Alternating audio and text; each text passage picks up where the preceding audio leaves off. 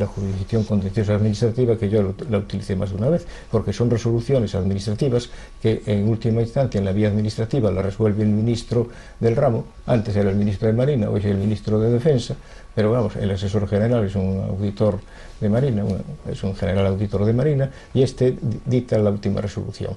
Entonces contra eso se va ante el Tribunal Superior de Justicia de Madrid o ante la Audiencia Nacional. Ya en vía judicial, ¿no? Pero claro, ya entra uno en la vía contenciosa administrativa judicial para revisar si ese acto es correcto o no es correcto. Es un acto administrativo el que se discute. ¿Y esto por qué se sigue manteniendo? Pues que es una vieja tradición, y segundo, porque era una forma fácil de llegar a la gente del mar. Está pensado sobre todo en los pescadores, no en los grandes armadores, que pueden ir sin abogado, por ejemplo, y sin procurador en esa jurisdicción.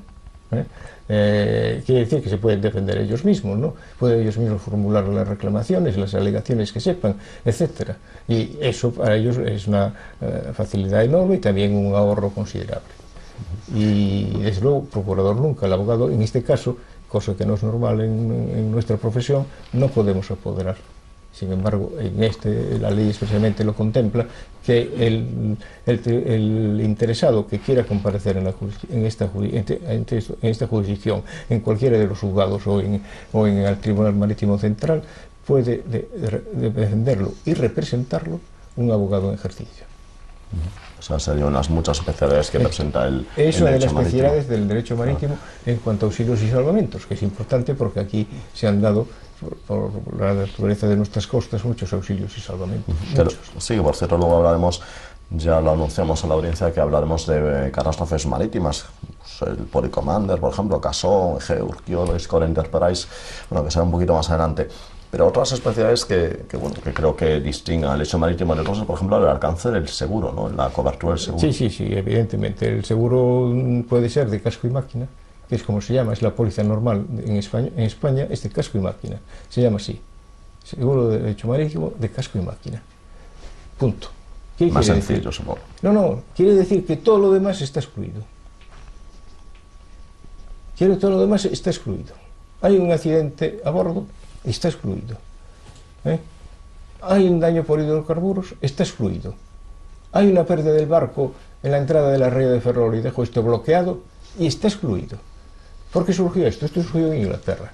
Fue un movimiento muy curioso. Fue una gran lucha de los armadores de todo tipo, grandes y pequeños, contra la subida de las primas del seguro.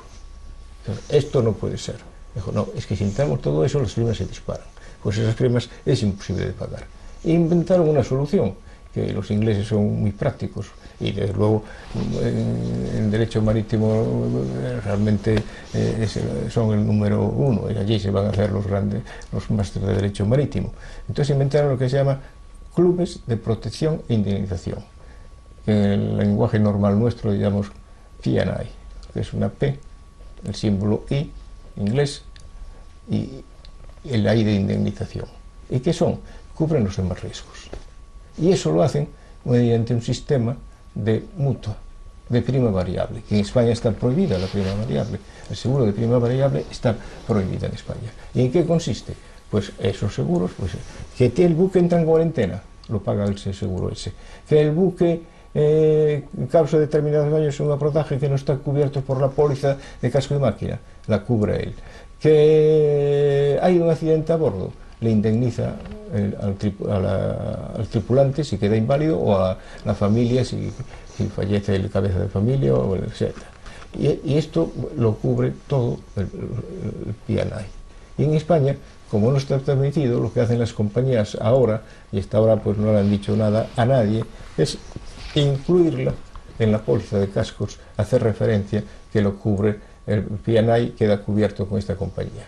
Pero realmente ellos no tienen, no está permitido por nuestra legislación formar los clubes de protección e indemnización, y tienen que acudir a contratarlo con un extranjero. Entonces realmente el club de protección e indemnización es extranjero, que se encarga de la póliza para prestar todo el servicio al armador. Porque aquí supongo que como jugamos con cantidades muy altas, o sea, obviamente no es lo mismo un barco que un vehículo. No, es que esta es la gran diferencia. Claro, aquí, es la gran diferencia. Y además que un barco va por tierra y está ahí, está nuestra Guardia Civil siempre atenta y nos levanta un atestado. En la mar eso no existe, no quedan huellas, no queda, todo tiene que ser una investigación muy al momento y muy hábil, muy personal cualificado para ser capaz de investigar quién fue el responsable del accidente. Entonces se tiene en cuenta los rumbos, se tiene en cuenta de que salió, se investiga, se va sobre la carta y se determina cómo fue el accidente. Esto es una labor difícil, pero no imposible, y es fundamental para que le llegue a un juez y pueda determinar después la responsabilidad y la condena de uno u otro o de ambos. Porque en el caso de los abordajes hay tres tipos de abordajes: el abordaje culpable, que ya no hay duda; el abordaje de culpa bilateral, es decir, que ambos tienen culpa. Se reparte, entonces. No, es curioso, en nuestro derecho no se reparte. Ahí la importancia que tiene no de ocurrir el abordaje, para aplicar la ley, el Código de Comercio o el Convenio Internacional. No se reparte, cada uno soporta sus propios daños. Quiere decir que uno puede perder el barco y el otro nada más que tener una bolladura, por ejemplo. Lo de la prueba sigue siendo vital, claro. Si los dos hay un grado en su conducta, hay un grado de responsabilidad que se puede decir que es culpa de ambos, o culpa bilateral, como normalmente se le denomina, cada uno soporta sus propios daños. Y después el abordaje dudoso, que es lo mismo. Y después el fortuito, que es el que cada seguro, si tiene seguro, paga los daños de ese buque. Esos son los tipos de abordaje. Y los seguros están en función de eso, claro. El seguro en España no es obligatorio, ya para empezar. La gente puede no ser es como un vehículo a motor. No es como un vehículo a motor, a pesar de los daños, tanto personales como materiales, que puede causar, que son tremendamente grandes, mucho más grandes que un vehículo. Un poco injusto, ¿no? Que no y es un poco injusto. Pues no, lo único que está hoy obligado, precisamente por los problemas que crean en los puertos y en las bahías y en general en la costa, es el seguro de protección e indemnización. En eso se pusieron todos los países de acuerdo, que hay que exigirlo, y entonces esos seguros sí, porque cubren estos riesgos que no están en las pólizas españolas de casco y máquina, y sin embargo son necesarios para esto, por lo menos para esto. No quiere decir que te cubran los demás que le digo yo, es decir, el seguro de cuarentena, el seguro de huelga, es que el barco queda inmovilizado por una huelga portuaria.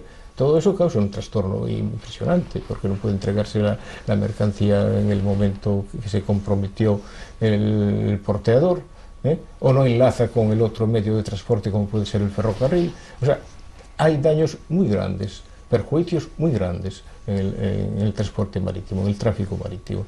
Y entonces esto pues solo está en el P&I. Entonces la póliza de seguro marítimo, que es la que normalmente todos los buques tienen, sí, pero hoy ya se dieron cuenta que eso no podía ser, y los españoles están haciendo siguiendo el ejemplo de los ingleses desde hace 2 siglos, que tienen ya el P&I. Y el P&I es un seguro que, repito, es de prima variable, es decir, que se reparten se van anotando lo que se aporta cada armador, pero hace una aportación inicial cada año, estimada, y después cierran el ejercicio según el número de siniestros, esa cantidad llega o no. Si no llega, reparten entre todos, en la proporción que tienen establecida según el tipo de buque, ese mayor montante que sale, y eso se reparte entre todos, lo pagan entre todos. Entonces la prima es variable, y en España eso está prohibido. Por eso se recurre al subterfugio de incluirlo en la póliza de casco y máquina, pero que realmente lo cubre una empresa extranjera, con lo cual España pierde dinero. Todo esto de los seguros, la cobertura de responsabilidad es importante, sobre todo cuando acaecen algunas catástrofes marítimas, que incluso hay varias figuras que no en el derecho marítimo, por ejemplo el abandono de buque, por ejemplo,